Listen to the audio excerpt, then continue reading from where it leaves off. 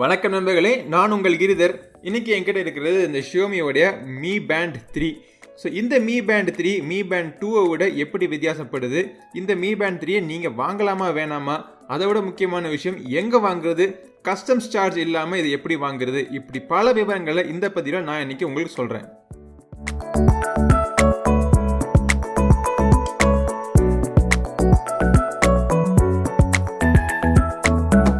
இந்த Mi Band 3 இன்னும் இந்தியாவில் லான்ச் பண்ணலை. சைனாவில் 2 வேரியண்ட் லான்ச் பண்ணியிருக்காங்க. ஒன்று வந்து NFC டேக்கோடு இருக்குது, ஒன்று வந்து NFC டேக் இல்லாமல்.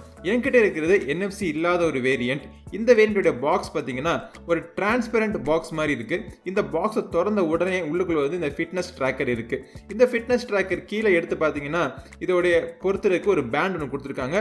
சாஃப்ட் ரப்பர் மெட்டீரியலில் பண்ண ஒரு பேண்ட். அது தவிர இந்த ட்ராக்கரை சார்ஜ் பண்ணுறதுக்கு ஒரு டாங்கிள் ஒன்று கொடுத்துருக்காங்க. யூசர் மேனுவல் முழுக்க சைனீஸில் இருக்குது. இந்த பேண்டை நீங்கள் முதல்ல பாக்ஸ்லேருந்து எடுத்த உடனே கொஞ்சம் நேரம் சார்ஜ் பண்ணிக்கிறது நல்லது.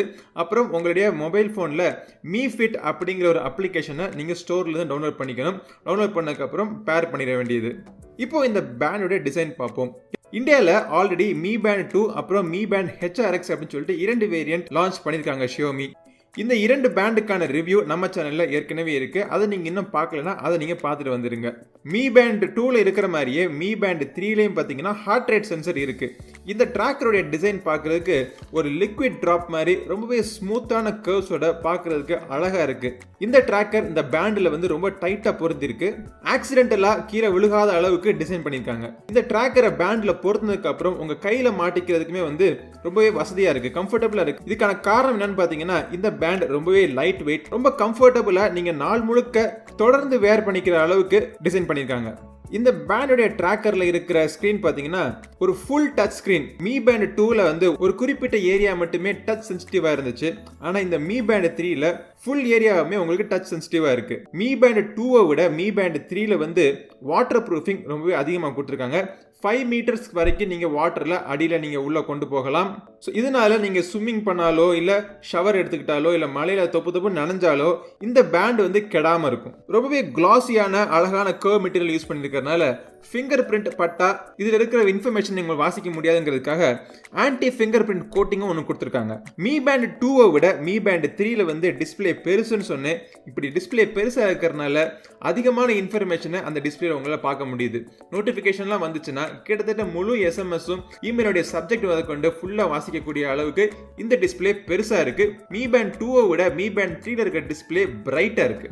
பேண்டை பொறுத்த மட்டும் இந்த Mi Band 3ல என்னென்ன புது அம்சங்கள் இருக்கு அப்படின்னு பார்த்தீங்கன்னா, புதுசா இதுல வந்து டைமர் கொடுத்துருக்காங்க. அப்புறம் வெதர் இன்ஃபர்மேஷன் நீங்க பார்த்துக்கலாம்.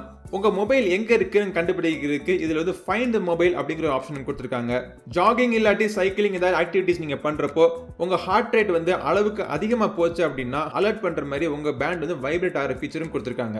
இந்த Mi Band 3ல இருக்கிற ஸ்கிரீன் வந்து முழுக்க டச் ஸ்கிரீன் இருக்கிறதுனால உங்க பாக்கெட்ல நீங்க கையை விடும்போதோ இல்ல ஃபுல் ஹேண்ட் ஷர்ட் நீங்க போட்டிருந்தீங்கனாலோ இல்ல கூட்டத்தில் போகும்போது மித்தவங்க மேல கை படுறதுனாலயோ இந்த ஸ்கிரீன் வந்து ஆக்டிவேட் ஆயிரலாம் அப்படிங்கிறதுக்காக, அதை தடுக்கிறதுக்காக இந்த ஸ்கிரீன் வந்து நீங்க லாக் பண்ணி வச்சுக்கலாம். உங்களுக்கு அன்லாக் பண்ணணும் அப்படின்னா கீழே இருந்து மேல நீங்க ஸ்வைப் பண்ணிட்டீங்க அப்படின்னா ஸ்கிரீன் அன்லாக் ஆயிடும். ஸ்கிரீன் அன்லாக் ஆனதுக்கு அப்புறம் இந்த ஸ்கிரீனுக்குள்ள டைம் பார்த்துக்கலாம், நீங்கள் எவ்வளோ ஸ்டெப்ஸ் நடந்திருக்கீங்க பார்த்துக்கலாம், எவ்வளோ டிஸ்டன்ஸ் போயிருக்கீங்க அப்படிங்கிறத பார்த்துக்கலாம், கேலரிஸ், பேட்டரியோடைய பெர்சன்டேஜ் இதெல்லாம் பார்த்துக்கிறத தவிர உங்கள் மொபைலில் ஏதாவது கால் வந்துச்சு அப்படின்னா காலர் ஐடி அதில் எஸ்எம்எஸ் இல்லாட்டி வேறு அப்ளிகேஷன் நோட்டிஃபிகேஷன் வந்துச்சுன்னா நோட்டிஃபிகேஷன்ஸ் இது எல்லாத்தையும் பார்த்துக்கலாம்.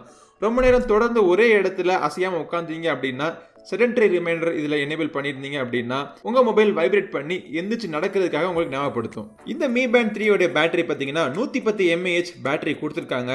Mi Band 2 மற்றும் Mi Band HRX இந்த மாதிரி ஷியோமியோட எல்லா பேண்ட்ஸ்லையுமே பார்த்தீங்கன்னா பேட்டரி லைஃப் ரொம்பவே எக்ஸப்ஷனலாக இருக்கும்.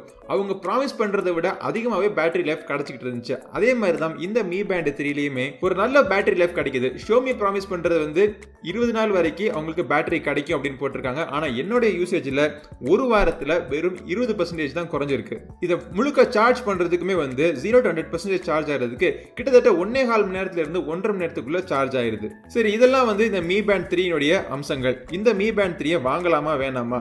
ஏற்கனவே ஏற்கனவே உங்ககிட்ட Mi Band 2 இருந்துச்சு அப்படின்னா Mi Band 3 வாங்குறதுக்கான அவசியம் அவ்வளவா இல்ல. ஆனா உங்ககிட்ட Mi Band HRX இல்ல வேற ஏதாச்சும் ஃபிட்னஸ் பேண்ட் இருந்துச்சு அப்படின்னா இந்த Mi Band 3 நீங்க வாங்குனீங்கன்னா ஒரு நல்ல அப்கிரேடா இருக்கும். சோ அடுத்து நீங்க எல்லாரும் அடிக்கடி கேட்கிற ஒரு கேள்வி, இந்த Mi Band 3 எங்க வாங்குறது, இந்த Mi Band 3 எங்க வாங்குறது அப்படிங்கிறதுக்கான லிங்க் கீழே டிஸ்கிரிப்ஷன்ல இருக்கு, அங்க கிளிக் பண்ணி வாங்கிக்கங்க. Zappos அப்படிங்கிற ஒரு சைட்ல இருந்து நான் வாங்கினேன். பல சைனீஸ் ஆன்லைன் வெப்சைட்ல வந்து இந்த பேண்ட் அவைலபிளா இருக்கு. ஆனா நான் Zapposல வாங்குறதுக்கான காரணம் என்னன்னு பாத்தீங்கன்னா, இதை நீங்க ஆர்டர் பண்றப்போ ரெஜிஸ்டர்ட் போஸ்ட் வித் ட்ராக்கிங் அப்படிங்கிற ஆப்ஷன் நீங்க சூஸ் பண்ணிட்டீங்க அப்படின்னா எக்ஸ்ட்ராவா ஒரு $3 $4 கட்ட வேண்டியதா இருக்கும். உங்களுக்கு கஸ்டம்ஸ் டியூட்டி விழாது. அது மட்டும் இல்லாமல் ஷிப்பிங் சார்ஜ் எல்லாத்தையும் சேர்த்து பார்க்கறப்போ என்னுடைய டோட்டல் காஸ்ட் வந்து $2000 தான் இருந்துச்சு. அகைன் எல்லா சைனீஸ் வெப்சைட் மாதிரியும் எல்லா வெளிநாட்டு வெப்சைட் மாதிரியும் இன்னைக்கு இருக்கிற கரன்சி ரேட் படி ஃபிளக்சுவேஷன்ஸ் அதிகமா இருக்க தான் செய்யும். ஃபைனல் ரேட் $2000 உள்ள இருந்துச்சு அப்படின்னா இந்த Mi Band 3 கண்டிப்பா நீங்க வாங்கலாம். Mi Band 3 எப்ப இந்தியாவுக்கு வரும்னு இப்பொழுதைக்கு நமக்கு தெரியாது. ஆனா இந்தியாவுக்கு வந்தாலுமே இந்த விலையை ஒட்டி தான் அவங்க லான்ச் பண்ணுவாங்க. இந்த மாதிரி பல இன்ட்ரெஸ்டிங்கான வீடியோஸ் நீங்க பார்க்கணும்னு நினைச்சீங்கன்னா நம்ம சேனல் சப்ஸ்கிரைப் பண்ணிடுங்க. பக்கத்துல இருக்க பெல் பட்டனை பிரஸ் பண்ணிட்டீங்கன்னா நான் ஒரு வீடியோ போட்ட உடனே உங்க மொபைல்ல அறிவிப்பு வந்துடும். இந்த பதிவு உங்களுக்கு ரொம்ப உபயோகமா இருக்கும்னு நினைக்கிறேன். அடுத்த ஒரு பதிவில் உங்களை மீண்டும் சந்திக்கும் வரை உங்களிடம் இருந்து விடை பெறுவது உங்கள் நண்பன் கிரிதர். வாழ்க தமிழ், வளர்க பாரதம். நன்றி, வணக்கம்.